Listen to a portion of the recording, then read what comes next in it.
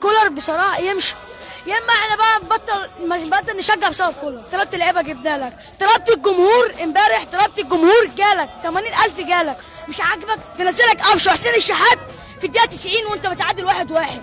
ما انت خليني انت من بدري ماشي بالساعه 1 الظهر واصل داخل الاستاد الساعه 3. بتعمل في نفسك كده ليه؟ لا عشان خاطر الاهلي، مش خاطر الاهلي، لكن هو قالك واخد 11 بطوله قفلت معاه، ما يعرفش ان الاهلي ما بيفيش بطولات. طلبت اللعيبه جبنا لك، طلبت الجمهور امبارح، طلبت الجمهور جالك 80,000 جالك، مش عاجبك امشي. احنا كده مش عايزين كده. السوبر الافريقي قلنا الحمد لله لازم نخسر كل حاجه. باتشوكا خسرناه، طلعنا من البطوله خسرناه 0 النهارده. يعني انت كولر بصراحه يمشي، يا اما احنا بقى نبطل نشجع بسبب كولر. لو قعد احنا نبطل نشجع. احنا ماشيين من الظهر، ماشيين واحد ماشي من الساعه 2، واحد ما كلش، واحد ما فطرش، واحد بيروح من بدري عشان خاطرك، وبنشقى وبنعمل وبنغني وبنقول. يعني انت عايز تاني، عايز تاني.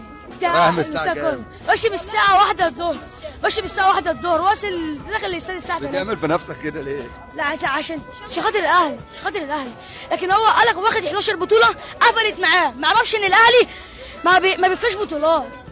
يعني انت عايز واخد 11 بطوله عايزه يزود بطولات، هو بالنسبه له كده خلاص قفل اللعبه وعمل كل حاجه.